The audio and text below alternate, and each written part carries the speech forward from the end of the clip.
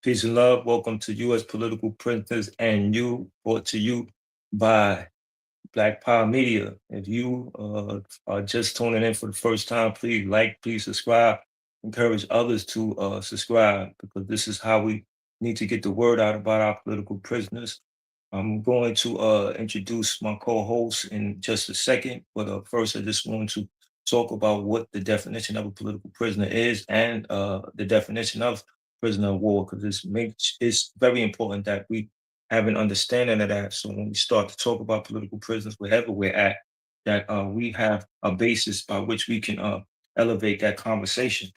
So last year, when we organized for a Curb Fest in South Jamaica, Queens, we were giving out these palm cards, and these palm cards on the back of them, they gave the definition of political prisoners and the definition of prisoner of war. And this allowed people to get an understanding about why we were out there, right? We did what we did in the spirit of political prisoner, in the spirit of captive freedom fighter, who were always advocating for their communities and their nation's right to self-determination. So the definition of political prisoner is a person who is held in confinement because of their support for people struggling for freedom from an oppressive government or against its oppressive policies, or participating in an organization involved in such a freedom struggle. Prisoner of war, a national combatant of an oppressed nation held in confinement by the oppressor nation because of their participation in an organization fighting for self-determination, independence, or national liberation from the oppressor nation, or for support of or identity with that struggle. So here are those two definitions. And today we're going to be talking about the Virgin Island Three. Last week we talked about them, but we have a fundraiser coming this Saturday, and we want as many people to come out as possible to learn about who they are and learn about why you need to support them. So before my co-host comes on, I'm going to give a briefing of who they are and their story. So after the 1972 shooting of Fountain Valley Golf Course, dozens of Black youth in St. Croix were rounded up and tortured, resulting in statements from five young men in their early 20s. After the trial, three jurors reported coercion that led to their guilty verdict. Three of the defendants, Abdul Haziz, Hanif Bey, and Malik El Amin, are held in prison over 50 years later. Due to their advanced age, they have a variety of chronic health conditions that are difficult to manage in prison, particularly in the private prison system far away from their families. And this is a timeline. By the 1970s, the economy of the Virgin Islands began to crumble. Young natives, some of whom served in the Vietnam War and returned to unemployment, became resentful of the millions of tourists. Awareness of Black power movements and a movement for independence surged. September 6, 1972, 8 people are killed and others wounded by masked men at the Fountain Valley Golf Course, owned by the Rockefeller family on St. Croix. September 7th, 1972, responding to fears and the economic impact of the incident, Governor Melvin Evans calls for mainland assistance. Approximately 125 police, FBI, and U.S. Marshals conduct a manhunt during which about 100 young Black men are detained and interrogated, some tortured. A reward of over 25,000 is publicized for information leading to an arrest, and Malik Morale Smith is arrested at his residence based on a tip.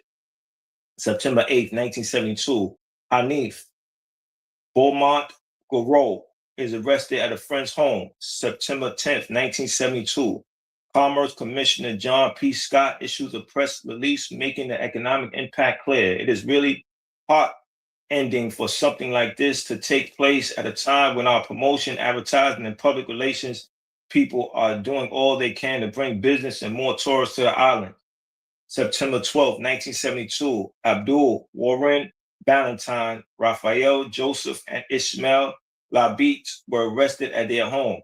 September 19th, 1972, federal district judge Warren Young, one-time Rockefeller Corporate Counsel, is named as the trial judge. Police announced they have obtained confessions. Famed U.S. civil rights attorney William Kunstler joins the defense team.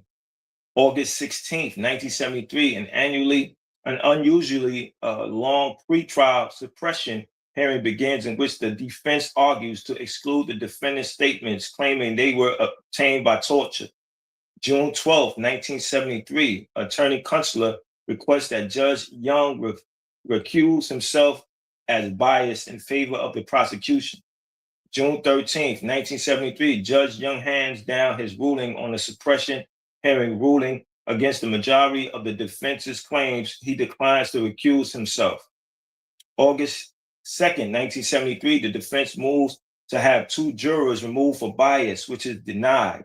August 13, 1973, all are found guilty and sentenced on the spot to 8 consecutive life sentences plus 15 years for each of the 4 counts of first-degree assaults and 2 counts of robbery for a total of 90 years. Defendants are transported the same day to detention in Puerto Rico, then transferred to separate federal prisons on the mainland. 1975 to 1984, appeals to the Third Circuit and the Supreme Court proceed and are denied. December 31st, 1984, after spending a few months back in St. Croix in connection to winning a civil suit over wrongful solitary confinement, Ishmael hijacks the plane that is returning him to mainland prison. He reroutes it to Cuba, where he lives to this day as documented in the film. December 19, 1994, Rafael Joseph has his sentence commuted by Governor Alexander Farrelly. He dies of an alleged drug overdose a few years later. It was said that he had information that would exonerate at least one of his co-defendants. March 8, 2016, Malik, Hanif, and Abdul are transferred into the CCA private prison system in the mainland United States, where they continue to be held today as elders who have served over 50 years in prison.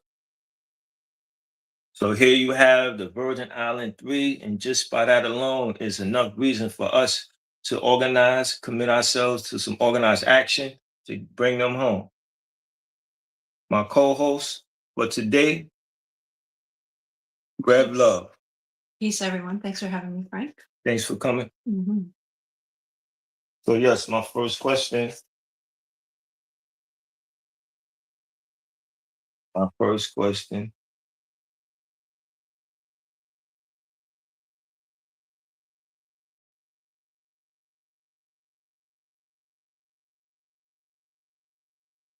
When did you first learn about the Virgin Island 3, and why was it important that you get involved in their freedom fight?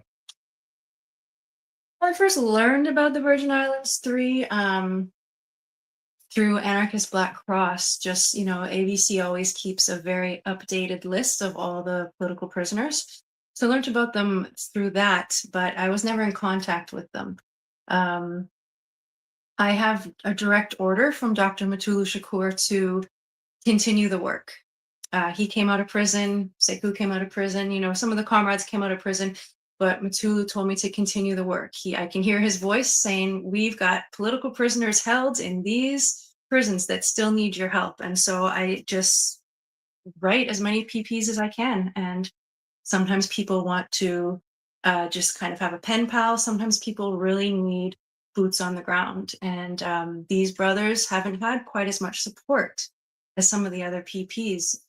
I think that's a whole other topic we can explore, maybe because, they're from a US colony and not from the, New African Liberation Struggle, like Mutulu and Sekou and Sundiata and so many more. So they haven't had a lot of support. And Malik wrote me back and said, we really do need your support. And he connected a bunch of us here in New York to get together and plan this event that Frank has just shared on the screen. Thank you, I appreciate it. And I think how I got informed or conscious of the Virgin Island 3 is by my involvement with Sekou Odinga, former political prisoner who after 33 years in prison decided that he was not going to forget about those comrades that were in prison. And so the Virgin Island 3 were a part of the political prisoners that he was focusing on. So I wanted to learn more about them. I decided to do a piece on them. And that was done some time ago, but when you reached out to me about getting involved in this campaign, And I thought, why not? I like doing work with various formations to decide on what should be done. And I currently live in East Flatbush, which is a so-called Caribbean community. And I don't never see any articles about the Virgin Island Three. I don't see no flyers, no murals, no information put out about them. So now that makes me more curious about that. Why is it that why are these brothers who are victims of injustice are ignored? And it makes me want to do my part, my role in making people aware. So that's what led me to be want to be more involved in this. And I always respected your commitment to things when you decided that that is the route that you need to take because of your relationship to that particular situation. My second question is, why is this upcoming fundraising event important? Well, as you mentioned, over 50 years they've been incarcerated and away from family. They're from the Virgin Islands, but they're held on mainland US. Right now they're in Mississippi. Like they don't have anybody near them. Um, and then again, as you mentioned, like they haven't got as much support as a lot of the other political prisoners, but they still need our support. So this was the time. A bunch of us are here in Brooklyn that have written them, that have supported them, and they kind of coordinated for us to come together and do something for them. We felt like an event is it's great. It's summer in Brooklyn. We're going to play music. We're going to have a raffle. It's going to be a really nice time. We're going to have a presentation by our comrades over at Mass Rising who talk about abolition work, particularly in the Caribbean and the Caribbean diaspora. And they're going to do a presentation about liberation struggles in the Caribbean and why it's important for us on the US mainland to know about those struggles, how it connects, and in particular, how it connects to the new African liberation struggles here. So it's going to be a great time. Absolutely, and I'm confident that we're gonna get the community involved. We're gonna hear questions, and we're gonna connect them to these brothers who are waiting to be heard, right? Because not enough of our people are talking about them. You have different generations that come into consciousness about the world that they're living in, and they have to make some serious decision about how they relate it to that particular understanding, right? We see a number of atrocities going on. We see what's going on with Carmelo Anthony, right? That's an attack on our right to self-determination. You see what continues to go on with Mumia Abu-Jamal, and despite it being clear that he's innocent, he's still in prison, and there are a number of political prisoners that are in prison. And we have one generation after another generation that's emerging, that's becoming conscious of what's happening in the world. And their situation is being threatened, and we're telling them that they need to stand up and fight back. What happens when they do that? What happens when they follow the elders' the instruction to do that, and then they become political prisoners? Are they ignored? Are they forgotten? They're missing out on a number of things with their family. They're missing graduations and birthday parties and funerals. A number of things. That's traumatizing to somebody's mind, somebody's body, somebody's spirit, right? Because when you're under extreme stress, it's going to manifest in you physically. And I think that we need to really be concerned about that. We need to really be serious about fighting for our political prisoners, raising awareness about our political prisoners. These brothers been in prison for over 50 years. I'm 52, and I see that they were in prison right before I was born in '73, and that makes me think about, wow, my whole life they was in prison. Uh, so much they missed out on. What can I do? I know that even though me as a person of African descent, we still go through enough issues, enough problems, but I can honestly say my understanding of history, understanding of sacrifices and people who committed themselves to advancing our people, I was rewarded from their sacrifices, from their commitment to this struggle. And my life improved for me, even though I still have, and we still have a long way to go, but we still have made some progress. So those who were courageous enough to stand up to the system and were uh, persecuted because of their position, we need to show them respect, show them gratitude, right? I think that's what Matula Shakur would say. He said about Sundiata Kohli, show gratitude, right?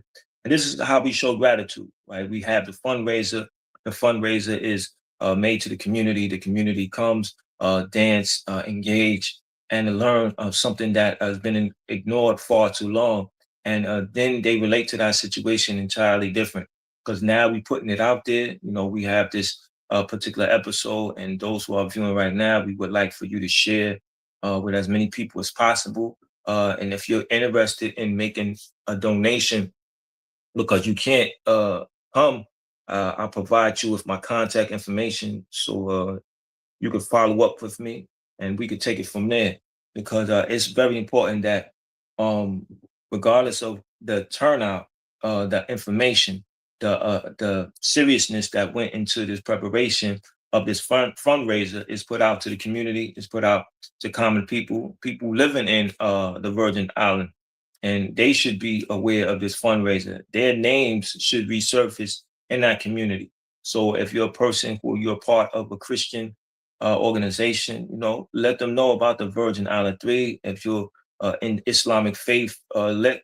the masjid know about the Virgin Island 3. If you're a student and you into social justice, learn about the Virgin Island 3. Get involved.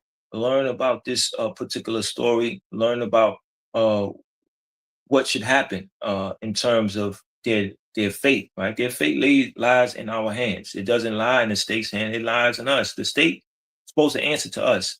And the only way the state is going to answer to us is the demand that we make. And the demand comes through serious organizing, serious work. And that's what the fundraiser is going to be about.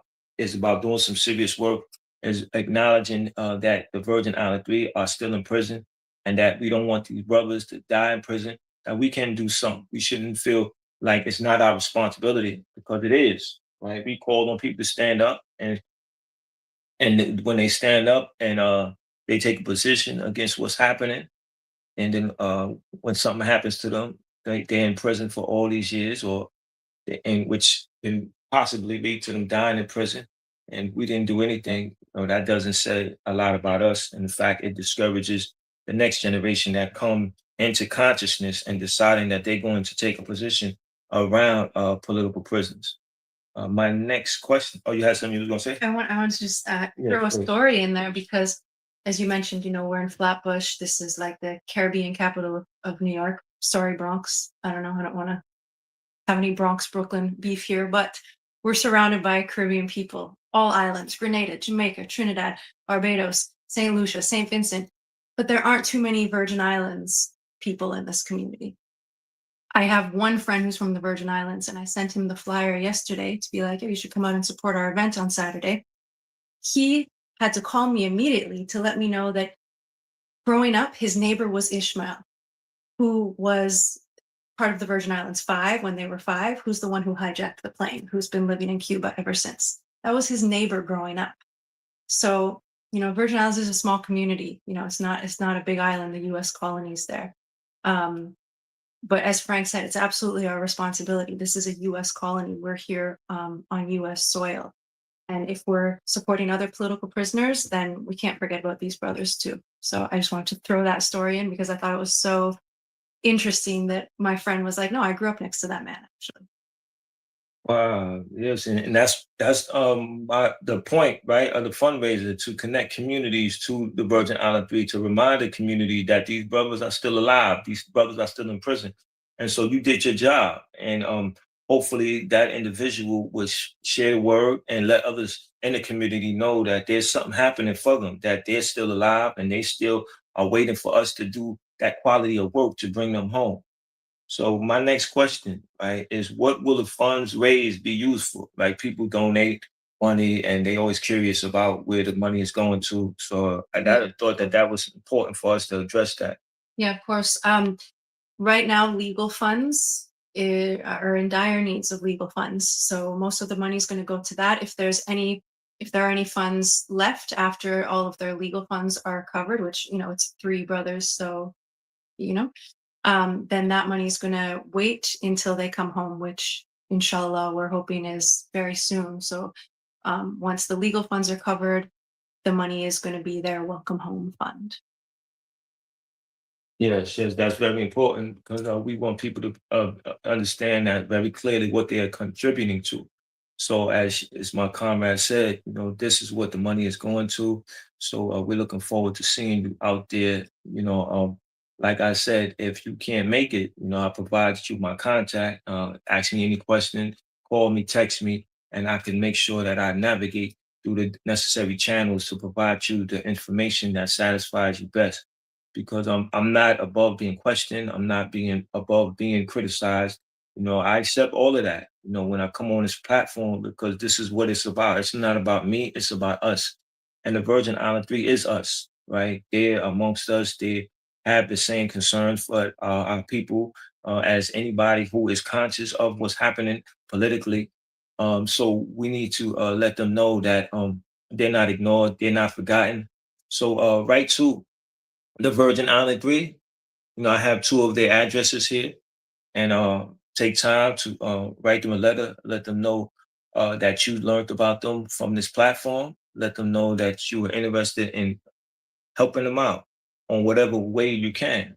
Because when we come together, wherever we're at, whether we're in a community center or we're in our place of worship, or even if a place you're going to where they deal with health issues, right? They might have herbs, they might have drinks, but this is a place where our ideas are circulating, right? There's a spot in Crown Heights called Ujama.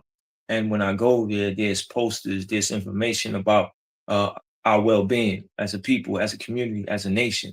These are the areas where we need to talk. We need to raise awareness about what's happening around the issue of our right to self-determination. The fact that there are people in prison because of their politics, because of their ideas. They've been ignored far too long, and those people have a name, right? You have Malik Bey, you have Aziz Abdul, you have Mumia Abu Jamal, and a number of political prisoners. And we have to decide, how are we going to take that? Are we going to take that as something that we're serious about, or are we going to ignore it? I know I've been involved in a number of fundraisers, and throughout the times that I was involved with fundraisers, it allowed me to feel satisfied with myself. I'm not the type that get information, and if it's something that resonates with me, to just let it sit and just add more information on top of that information. Because sometimes you talk about one political prisoner doing 50 years, and somebody will say, "Yeah, but such and such did 60 years, or such and such died in prison," as if that conversation is leading to some organized action. You want to be able to talk about a political prisoner and, oh, yeah, I'm sorry to hear that. What can I do? Right? That should be a response if you're solution based, if you're driven to come up with some solutions. And that's what the importance of the fundraiser to me is, right? And as I reflect on fundraisers, right, we have fundraisers with a number of Curb Fest events held in the community, and that allowed us to get donations, that allowed us to engage the community, to provide context from the community, and now you have a relationship. It builds, it lets you elevate your consciousness. I remember at the last Curb Fest in South Jamaica, Queens, we had somebody ask about somebody who we were representing, and they had an interest. They actually gave money to bought the shirt and put the shirt on right then and there, and said that they was going to write that particular person. So this is the climate that we're creating when we actually do something in the community. We're saying that these people are important. So when I reflect on that, it makes me more eager to be a part of this work, more driven to determine that, you know what, I'm going to stand in solidarity with those brothers and sisters that's doing that work. I'm going to let them know that, your work is not being ignored. I'm not just going to get you a pat on the back. I'm going to offer my service. What can I do? How can I elevate this idea? How can I win more people over to this idea? Obviously, you did enough work, and at least I could do is be here side by side, shoulder to shoulder, and engaging with the community so that the community understands that they have representation. They have people that are out there ready to do what is necessary to move the ideas and concerns of the community forward, right? That has to be done through analyzing the current conditions and making a personal assessment of themselves and deciding that this is what I'm willing to do. This is what I'm going to make a contribution to. So I've been involved with a number of fundraisers with you. What are some of the highlights in fundraisers that you've been involved with? Ooh, of all of the PP fundraisers, Just whatever comes to mind. I mean, always Veronza Bauer's album is going to be my favorite because that brought so much light to his case. Again, he was another PP that didn't have quite as much support as some of the others, and so that album brought a lot of notoriety to him. A lot of people were speaking his name that weren't before, and that was just a music project that he recorded while incarcerated. Um, I know we have just a few minutes left. I wanted to shout out Vital Shop in Crown Heights because they're giving us the space for free. It's a Black-owned business that's letting us use the space to support these brothers. Um, it's Vital Shop is at 1030 Union Street in Crown Heights, Brooklyn. And we're going to be there on Saturday, June 27th from 5 p.m. to 9 p.m. Vital Shop has some great snacks, treats. If you haven't had their Damn Boy mushroom wrap, fried jerk mushrooms, delicious. They have juices, they have smoothies, they have homemade soup. We're going to be playing some music, One Nation Sound with DJ Victorious. Great music, great vibes. We have a raffle. We're going to be giving away some free yoga classes, a massager, a acupuncture session. We have merch for sale. We have poetry that some of the brothers wrote that Malik wrote in prison. We have stickers. We have buttons. Some more wellness products. It's going to be like a very nice vibe. So even if you don't know anything about political prisoners, it's still going to be a nice energy. And then again, Mass Rising, our comrades who do some great work, they're going to be doing a presentation on liberation struggles in the Caribbean. Yes, that's a very powerful agenda, right? So, and it's going to be from 5 to 9, so that's 4 hours. So, you come like me, I'll be coming from work, so I'll get there in time to have enough time to enjoy what's happening, to engage with you, engage with the community, and to let people know that these brothers have a representation. They are given love by people who are serious about bringing them home and not letting them die in prison. As I laid out earlier, they have health issues, right? And that's why it's urgent that we get them whatever treatment that they need, whatever assistance that they need. And one of the things that I've learned from doing this work now is that, when you do something like this for a political prisoner, it raises their spirit. Their morale is boosted. Like, wow, I'm not forgotten. I haven't had nothing like this done for quite some time, and it's still going on after all these years. And I think that that makes me feel like, wow, I'm providing assistance. I'm just not holding knowledge to myself. I'm not adding on another name into my brain around political prisoners. Like, you're accumulating information, you're not doing anything with it. And that's the thing that I'm personally am concerned about in this era, right? We have people who are content creators, right? Are you organizing action with this content? Or you have people who are accumulating information. You tell them about what's happening, and they just give you more information about what's already happening. And then, like, at some point, you got to say enough is enough. I got enough information. I got enough to make a clear decision that I'm going to take this and do something with it. And that's why this fundraiser is so important. It allows us the opportunity to bring this idea to the community, to let people know how serious this is, to let people know that it's an urgent matter. And we got to stand together in solidarity. We got to be the expression of determination for our brothers coming home, and that these brothers will not die in prison. We're going to do as much as we can with the time that we have to make sure that they don't die in prison. Because when Imam Jamil El Amin died in prison, that had an effect on me. When Ed Poindexter died in prison, that had an effect on me. I looked at myself as, what did I do? What did I do that wasn't effective enough to bring him home? Or what did I not do that could have brought him home? And that had an effect on me. And I say that to say that I use those experiences, those examples to motivate me to take a stronger position around not letting another political prisoner die in prison. No political prisoner should die in prison. So that being said, we'll close this episode. Got any closing words, comrade? I just hope that we see everybody there. If you're in New York or the tri-state area this Saturday, June 27th, 5 to 9 p.m., Crown Heights, Brooklyn. There's also going to be family members of the three brothers there. So it's going to be a really great vibe. And as Frank said, if you're not able to attend because you're not in the area, please contact Frank about how you can make a donation. So just peace and revolutionary love. Thank you for having me, comrade. Thank you for being here, comrade.